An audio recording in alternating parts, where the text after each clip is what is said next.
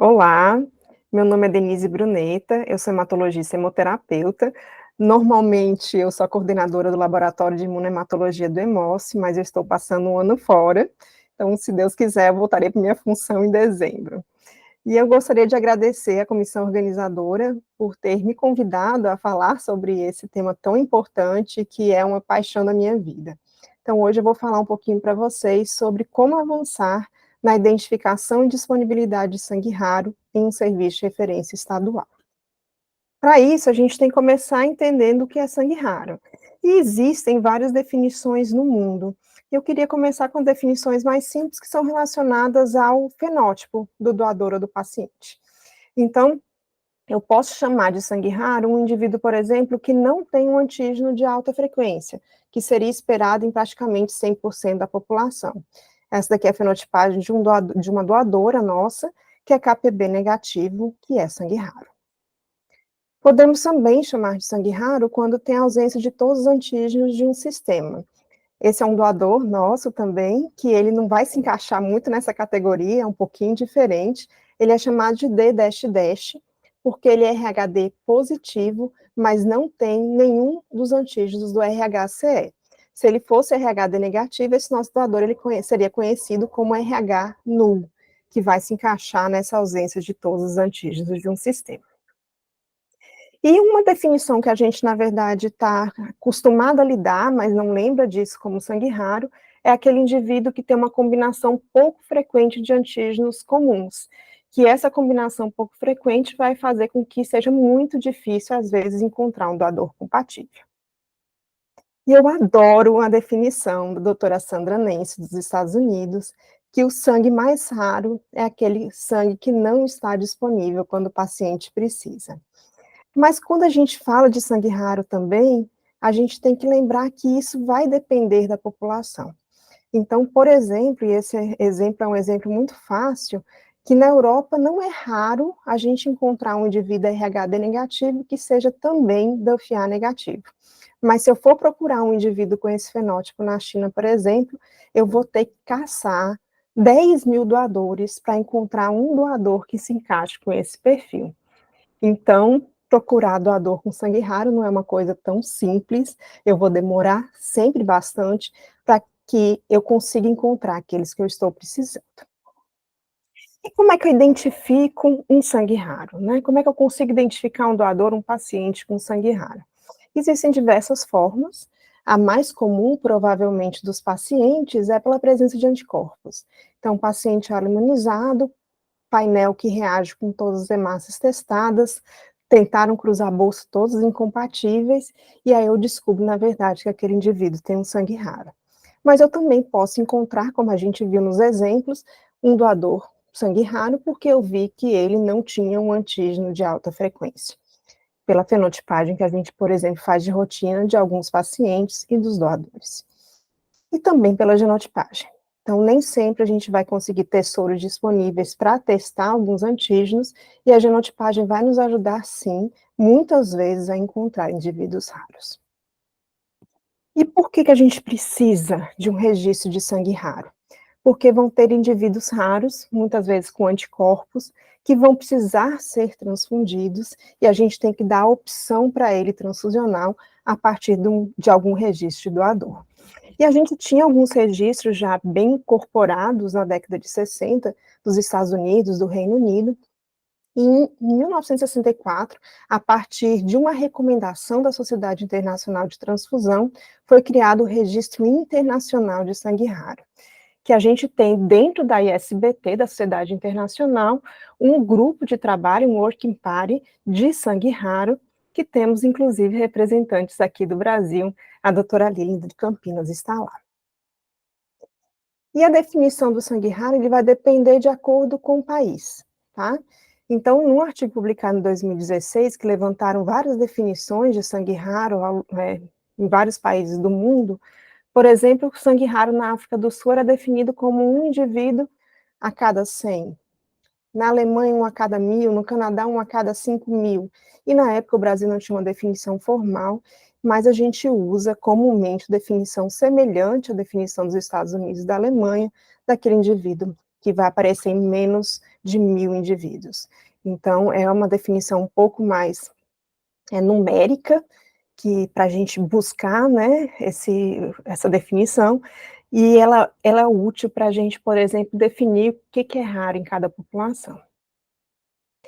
Dentro do Brasil, buscando atender inclusive a demanda da sociedade internacional, da OMS, foi criado em 2013 o Cadastro Nacional de Sangue Raro, para que a gente pudesse atender a demanda dos nossos pacientes, e que ele surgiu junto com aquela história da Copa das Confederações e da Copa do Mundo. E todos os hemocentros do país, eles receberam um convite do Ministério da Saúde para que informassem o cadastro dos seus doadores raros, e esse cadastro ficaria centralizado em Campinas, no Hemocentro de Campinas, e a partir disso, a gente teria a opção de estar contactando o serviço que tinha os doadores para poder atender a demandas dos nossos pacientes. E aí vai começar a nossa história aqui do Hemoce, né? Então, toda essa introdução para a gente falar como que o Hemoce começou com seu registro de sangue raro. E foi mais ou menos nessa época em que o Ministério pediu nossos doadores, em que a gente teve uma mudança importante da rotina de doadores no Hemoce. A gente não tinha uma rotina de doadores fenotipados, com fenotipagem estendida, tínhamos apenas doadores RH negativos, que eram fenotipados para RH e QEL. Os doadores RH positivos, eles não tinham nenhuma fenotipagem de rotina no laboratório do doador. Então, existia uma demanda que era atendida pelo laboratório do paciente, fenotipando o bolso na hora que a gente tinha alguma necessidade transfusional, e isso todo mundo sabe que não é uma coisa boa para o paciente, para o serviço. Então a gente reestruturou o laboratório para mudar, tirar o que a gente tinha de contrato do doador, que a gente fazia do RH negativo, passar a usar esses reagentes de fenotipagem RH e QEL para os RH positivos, e a fazer CDE e QEL para os doadores RH negativos, já que a grande maioria dos doadores RH negativos são também doadores que são C grande e E grande negativo. E isso fez uma economia importante e permitiu que a gente utilizasse esse recurso para o doador RH positivo. E na época a gente definiu que a gente ia fazer só com doadores A e O positivos. E um pouquinho mais para frente, a gente se organizou para começar a fazer a fenotipagem estendida de doadores. Inicialmente, a gente fazia apenas de indivíduos A e O, tanto positivos quanto negativos. Obrigatoriamente, até hoje, esses doadores têm que ser hemoglobina S negativo. São doadores que têm aparecido mais de uma vez, eu coloquei aqui o termo de repetição, mas podem ser doadores esporádicos também, mas não selecionamos para estendida doadores de primeira vez. Selecionamos sempre o fenótipo. Então, por exemplo, um doador que é R1, R2, quer dizer, ser grande, ser pequeno, é grande, é pequeno positivo, ele não vai entrar na rotina de estendida. E sempre que é o negativo, porque a gente está pensando em fenotipar doador para atender a demanda dos nossos pacientes. E o primeiro sangue raro que a gente encontrou foi a partir de uma conduta muito simples que todo serviço pode fazer, que é muito fácil a gente estar incorporando isso na rotina, que é triar para celano todos os doadores que são QEL positivo. Então, na hora que a gente encontrava um doador QEL positivo, a gente fazia fenotipagem para celano, e nosso primeiro doador raro foi um doador celano negativo, que foi encontrado em outubro de 2013, um doador proveniente do interior do Ceará, de uma coleta externa. E a gente, na mesma época, adequou as hemácias de triagem de anticorpos para poder identificar anti-Diego A, que a gente sabia, por um histórico até de doadores, que a gente tinha doadores com anti-Diego A, e que esse plasma era um plasma muito precioso, mas nossas hemácias de triagem não tinham o antígeno para poder identificar esse anticorpo. Então, a gente fez essa adequação das hemácias de triagem de anticorpos de doadores, a gente já tinha isso na rotina de pacientes, colocando o antígeno Diego A como obrigatório nessas hemácias de triagem, para que a gente pudesse identificar o anti-Diego A dos nossos doadores e começar a utilizar o plasma como triagem para Diego A, e vocês vão ver também para Diego B. E isso foi uma rotina que a gente fez sem muito gasto, na verdade sem gasto, porque a gente já tinha tudo disponível, mas a gente sabia que a gente precisava melhorar algumas coisas para aumentar nosso registro de sangue raro. Então, em 2013, no EMO, teve um curso pré-congresso sobre sangue raro. E aí eu liguei para a doutora Luciana, diretora do Hemócio, falei: "Podemos fazer?" Ela falou: "Você acha que vai custar quanto?" E aí eu fiz um cálculo rápido na cabeça, eu falei: "Ó, eu acho que a gente vai precisar gastar isso". Aí ela falou: "Pode começar, pode se ajustar", e a gente começa a fazer a rotina para busca ativa de doadores raros. Porque no congresso eu ouvi uma frase que eu nunca vou me esquecer. Dizem, né, que a gente, quem procura acha, mas quem não procura não acha. Então a gente resolveu realmente procurar sangue raro no Ceará. E fizemos isso de uma forma bem diferente, eu acho, do que o restante dos serviços.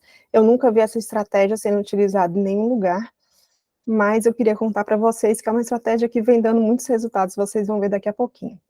A gente não tria para capear o doador, a gente tria para KPB. Então, os nossos doadores são triados com KPB, e aí a gente vai pegar o doador KPB negativo e o doador que é o nulo nessa estratégia. Quando eu encontro um KPB negativo, eu vou sim fazer KPA, mas a rotina de doador não inclui o KPA habitualmente. Fizemos também, de forma semelhante, incorporação do Lutran B. Eu vou triar Lutran B negativo e aqueles doadores que provavelmente são INLU, que é uma expressão muito reduzida dos antígenos Lutran, dando um perfil Lutran A negativo, Lutran B negativo. Na rotina, fazemos S grande, S pequeno, e KID A e KID B, que a gente acaba fazendo para triar, para ajustar o nosso estoque para atendimento dos pacientes, mas a gente tria sangue raro também com a rotina básica. Então, S grande, S pequeno, para triar para o negativo e o variante, e KID A e KID B para triar para KID nulo. E o CDE negativo, que eu mostrei para vocês, era a nossa rotina, incorporada para o doador RH negativo, e a gente passou a fazer essa rotina e complementando para aquele indivíduo que era CDE positivo, a fenotipagem RH e QEL. Caía o fenotipar para ser grande, ser pequeno, é grande, é pequeno, e eu acabava triando para variantes raras do RH negativo. E sempre que possível, nós identificamos anticorpos. Anticorpos de alta frequência, anticorpos de baixa frequência, são bem complicados, mas a gente sempre tenta identificar, tanto para que a gente tente saber o que está acontecendo com o indivíduo raro, né? Então a gente precisa saber que sangue raro é aquele, e lembrando que quando eu encontro um anticorpo contra antígenos de baixa frequência, eu posso usar também para tentar triar a ausência de alta, né? Então, muitas vezes eu vou ter um antígeno de alta frequência ausente quando eu tenho o seu antitético presente.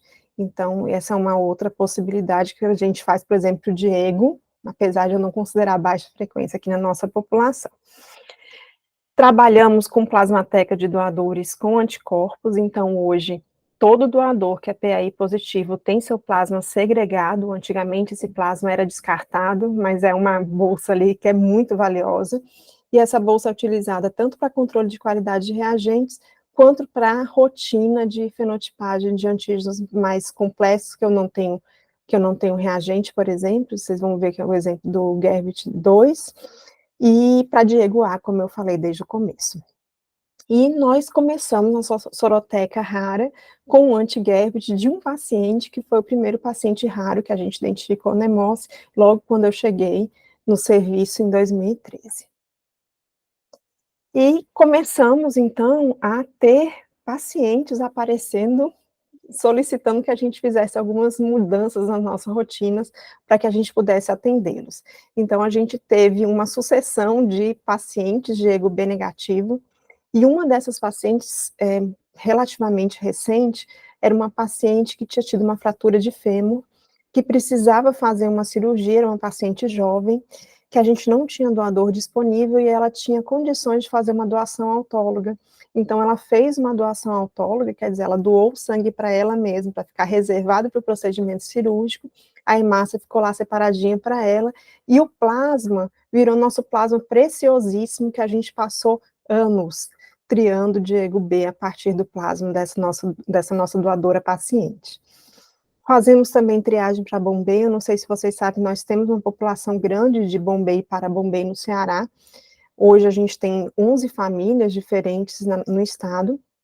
Então a gente começou a entender que os anticorpos anti-H, que na teoria que a gente via eram anticorpos que reagiam para 37, que era para pegar no PAI, não pegavam. Então, são anticorpos que a gente precisou entender que eles não eram iguais aos livros, não liam os livros, e a gente começou inicialmente a triar a pesquisa de anticorpos frios, fazendo PAI a frio, mas a gente depois incorporou lectina anti-H e, mais recentemente, um soro monoclonal anti-H para a rotina de doador, obviamente da Doró. Fazemos triagem para GERBT2, a partir de plasma de doadores, nós temos, eu vou mostrar para vocês, um número considerável de doadores GERBT negativo aqui no Ceará, então a gente tem muitos doadores com anticorpos, e aí esse plasma é usado na rotina de fenotipagem na busca de doador. E a gente recebeu uma amostrinha bem valiosa de presente da Flavinha de Ribeirão Preto, de uma paciente que tinha um anti-HRB maiúsculo, e a gente passou a fazer triagem de doadores R' para HRB, e a gente encontrou 2 doadores a partir dessa estratégia, levando para a genotipagem depois para confirmar. E essas estratégias, elas foram incorporadas inicialmente para Fortaleza, mas a gente sabia que a gente precisava expandir para o Ceará. Então, em maio de 2015, a gente centralizou o último hemocentro regional em Fortaleza, então a gente passou a fazer tudo centralizado, automatizado, interfaceado, e conseguiu expandir a rotina de fenotipagem de busca de doadores raros para todo o estado do Ceará. E o mais recente que a gente incorporou foi em novembro de 2019, a rotina de genotipagem. A gente faz com o kit ID-Core, os pacientes que deflagram a rotina, mas a gente completa a rotina com doadores para otimizar custos. Então, os doadores selecionados para o ID-Core são doadores com múltiplos antígenos negativos do grupo O, doadores DUF-A-B-, quer dizer, doadores que foram selecionados porque muito provavelmente têm descendência africana, que a gente sabe que tem um mundo de coisa diferente por trás, muito sangue raro que precisa ser avaliado, e também aqueles que precisam de confirmação por biologia molecular. Eu triei lá com meu paciente, meu doador, com meu plasminha lá para Diego A, Diego B, mas eu preciso confirmar que aquele Diego B que eu encontrei, que eu achava que era negativo, realmente é negativo, e aí vai para a biologia molecular. E os doadores, por exemplo, S grande e S pequeno, eu não consigo prever pela sorologia se são O negativo ou O variante, também a gente leva para a genotipagem. E fizemos alguns ajustes, não só no processo da imunematologia, mas no processo geral do HEMOCE.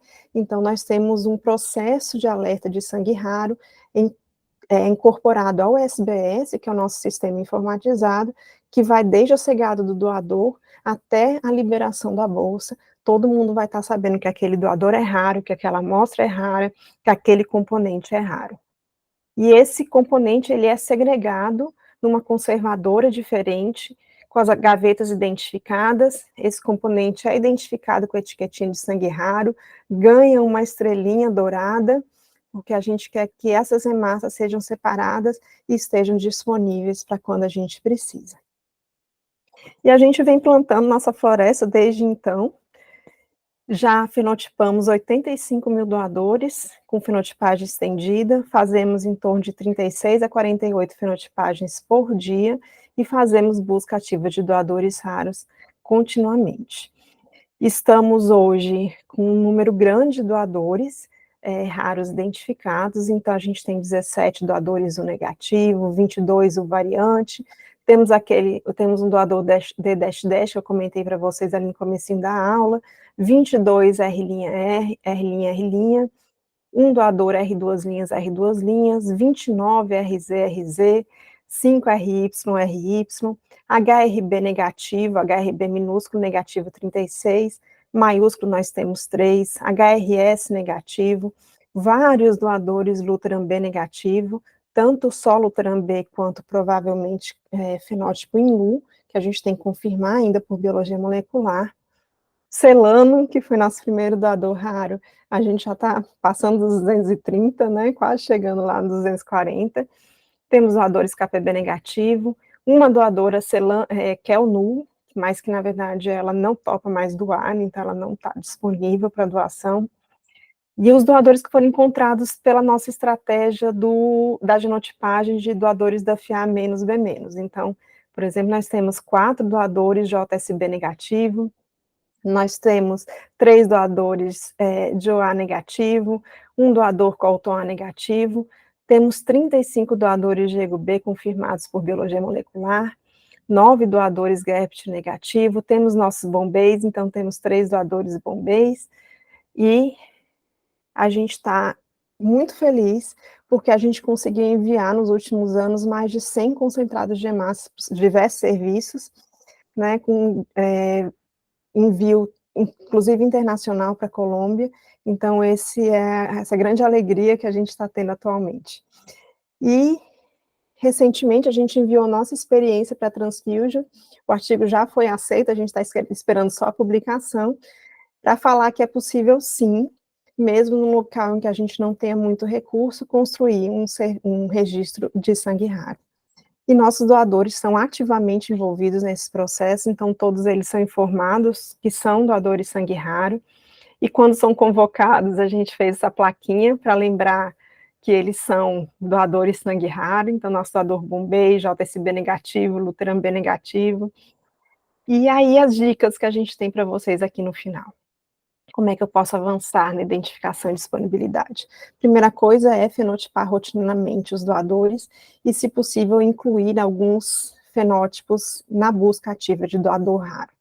Sempre identificar os anticorpos, utilizar os recursos disponíveis localmente, nem sempre a gente precisa de muita coisa para poder começar o registro, congelar soros e hemácias, genotipar doadores. Então, a gente tem que lembrar que genotipar paciente é importante, mas temos sim que criar nosso registro de doadores genotipados. E criar mecanismos para a identificação dos doadores, das amostras e dos concentrados de hemácias raros, para eles não se perderem no sistema, né? E segregar esses concentrados para mantê-los disponíveis para quem realmente precisa. E os doadores têm papel ativo em todo o nosso processo, né, no Hemocentro, então eles têm que ser orientados e fidelizados, principalmente esses doadores raros. E o plano para o futuro é trocar amostras raras entre os serviços de hemoterapia do Brasil, para que todos nós possamos crescer juntamente com os nossos registros locais, aumentando o registro nacional e poder contribuir tanto para os nossos pacientes internos, quanto até mesmo pacientes fora do Brasil. Muito obrigada, qualquer dúvida estou à disposição.